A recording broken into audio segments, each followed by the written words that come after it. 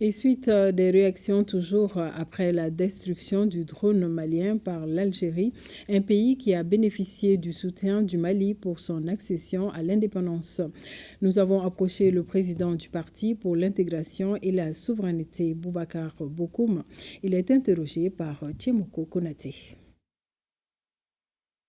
C'est très déplorable aujourd'hui que le Mali et l'Algérie en arrivent à ce point parce que historiquement, nous avons toujours considéré ce pays comme un pays frère, un pays ami. Il n'est pas à oublier aussi que pendant toute la lutte d'indépendance de l'Algérie, que le Mali a été aux côtés de l'Algérie. La région de Gao, à un moment donné, a été même considérée comme base arrière pour permettre au FLN d'y engager ses troupes, de s'entraîner et de pouvoir faire la résistance contre la colonisation. C'est surprenant aujourd'hui que l'Algérie ait subitement changé de posture.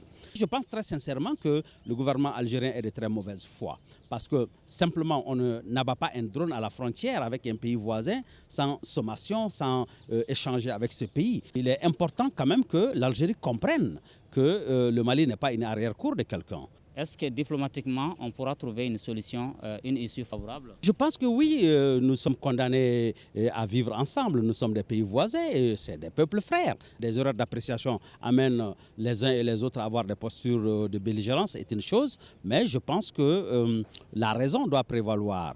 Parce qu'aujourd'hui, que ce soit l'Algérie ou que ce soit le Mali, personne n'a intérêt aujourd'hui à ouvrir un front entre le Mali et l'Algérie. Nous osons espérer que le bon sens va primer. Nous avons aujourd'hui une diplomatie malienne qui est très dynamique, très active et qui n'est pas dans la logique de faire la guerre. Nous ne sommes pas un peuple belliqueux. Nous sommes toujours pour la paix, mais dans le respect de notre dignité.